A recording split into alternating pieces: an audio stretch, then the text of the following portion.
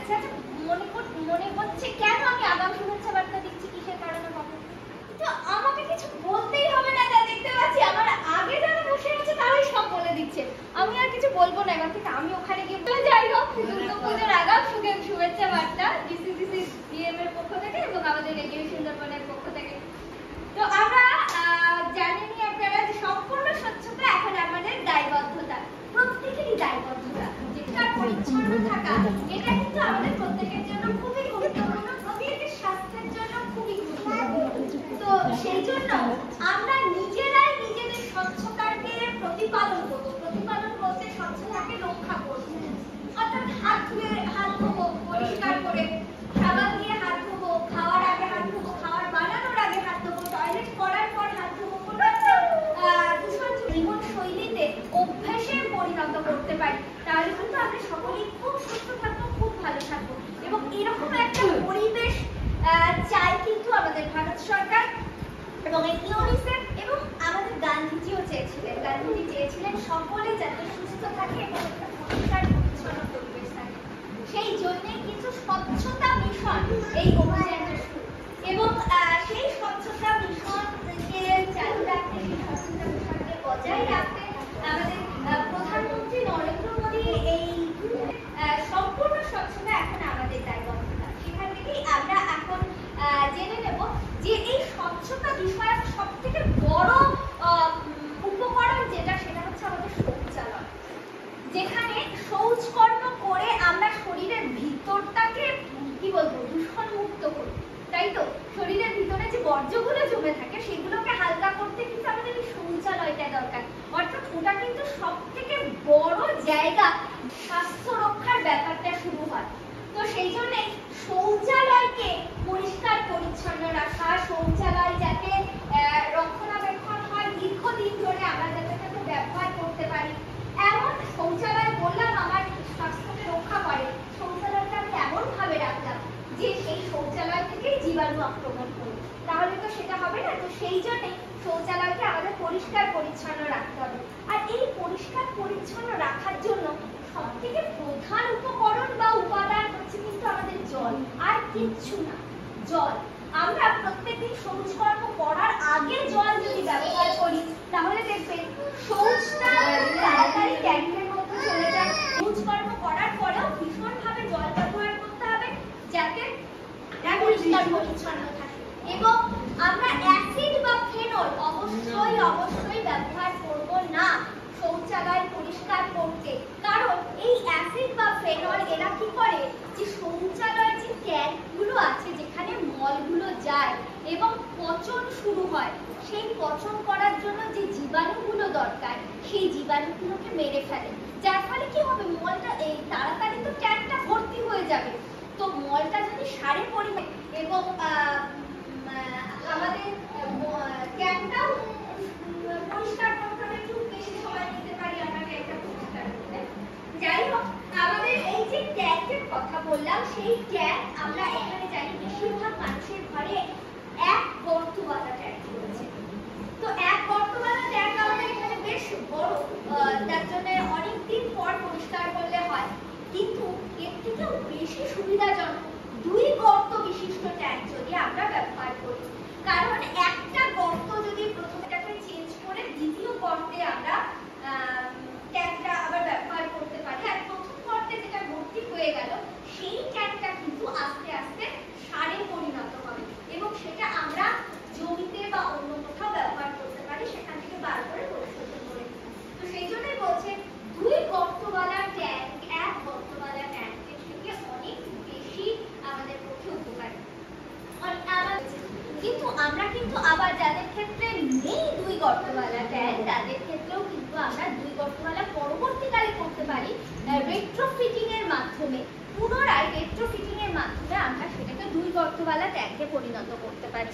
আমাদের আলোচনা যে দুই গর্তওয়ালা ট্যাঙ্ক কতটা উপযোগী আমাদের পক্ষে এবং কতটা ভালো ভবিষ্যতের পক্ষে। আরো একটা ব্যাপার, জলবায়ু উপযোগী শৌচালয়। জলবায়ু উপযোগী শৌচালয় বলতে কি, ধরুন আমরা শৌচালয়টাকে এমন জায়গায় নির্মাণ করেছি যেখানে ট্যাঙ্কগুলো কি হচ্ছে না, বর্ষা হচ্ছে, তো ট্যাঙ্কটা একদম পুরো ভর্তি হয়ে যাচ্ছে, জল ভর্তি হয়ে যাচ্ছে। তাহলে ভর্তি হয়ে গেলে কি হবে? দুর্গন্ধ বেরোবে, মশা মাছি বিভিন্ন পোকামাকড় তৈরি হবে, অর্থাৎ আরো বেশি করে আমাদের রোগ জীবাণু কিন্তু সংক্রমণ করবে। এই জন্যই করা, যাতে সেখানে জল না জমে ট্যাঙ্কটা শুকনো থাকে। আবার অনেক জায়গায় আছে জলের ব্যবহার কম, জল কম ব্যবহৃত হবে, অর্থাৎ জল যেখানে কম সেখানে আমরা শুকনো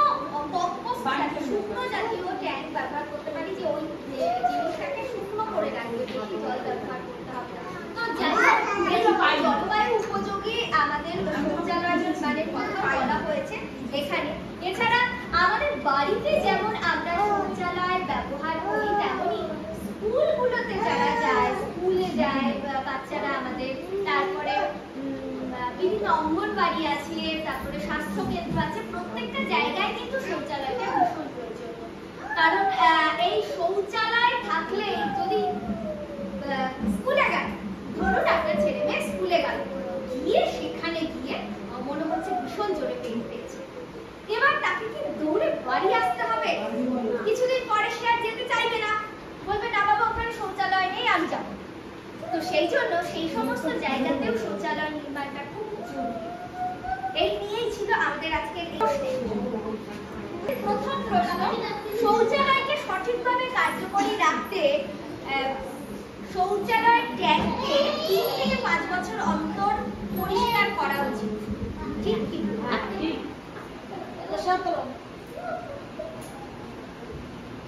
আমরা দ্বিতীয় প্রশ্নে, এই যে ট্যাঙ্কটা আমরা খালি করলাম, যে ট্যাঙ্কের যে বর্জ্য পদার্থ সেটাকে খোলা নর্দমা, মাঠে, তারপরে পুকুরে কিংবা ধরুন নদীতে ফেলে দেওয়া কি নিরাপদ? না। হ্যাঁ না না? নিরাপদ কি? না হলে না বলতে হবে না।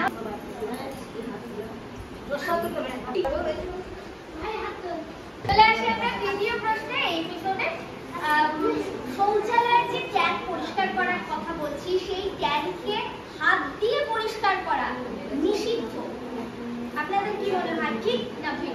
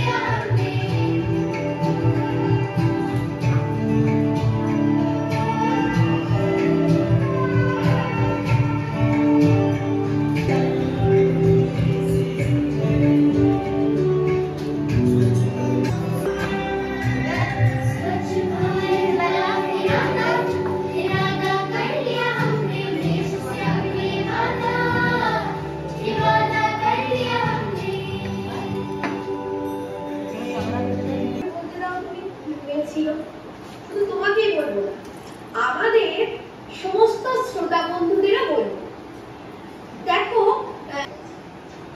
নোংরা জল বাইরে যেতে পারছিল না, কারণ নর্দমা একদম অবরুদ্ধ হয়ে গিয়েছিল, আর এটা প্রতিদিন ওখানে জমা হতে থাকে।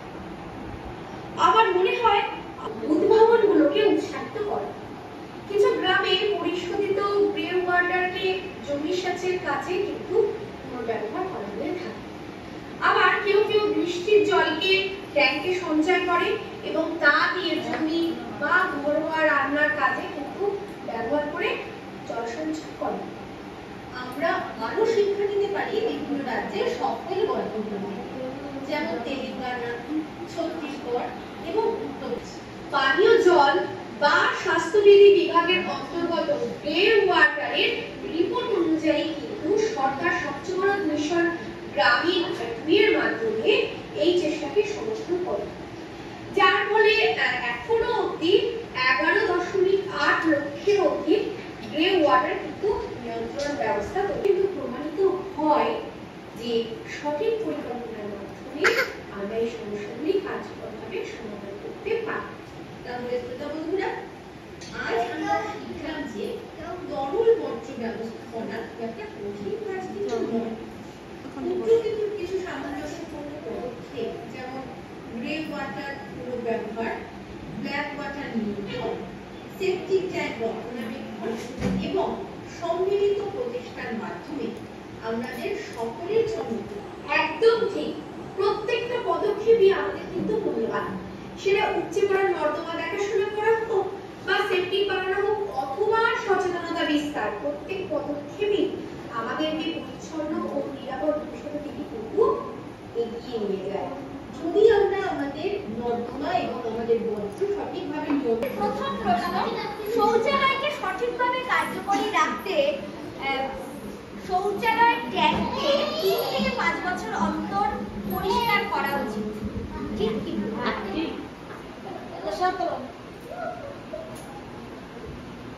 আমরা দ্বিতীয় প্রশ্নে, এই যে ট্যাঙ্কটা আমরা খালি করলাম, যে ট্যাঙ্কের যে বর্জ্য পদার্থ সেটাকে খোলা নর্দমা, মাঠে, তারপরে পুকুরে কিংবা ধরুন নদীতে ফেলে দেওয়া কি নিরাপদ? না। হ্যাঁ না না? নিরাপদ কি? না হলে না বলতে হবে। না।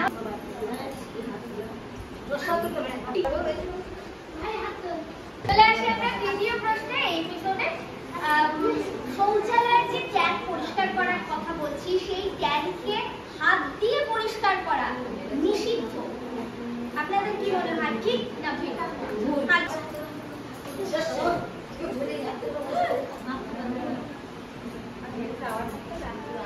से अपनी वादा ये वादा कर लिया हमने,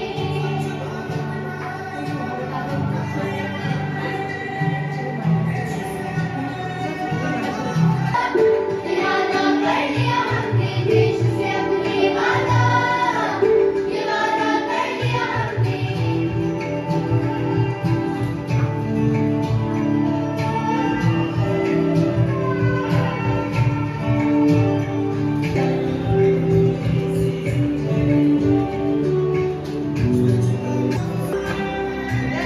स्वच्छ भारत वाला इरादा कर लिया हमने, देश से अपनी वादा ये वादा कर लिया हमने।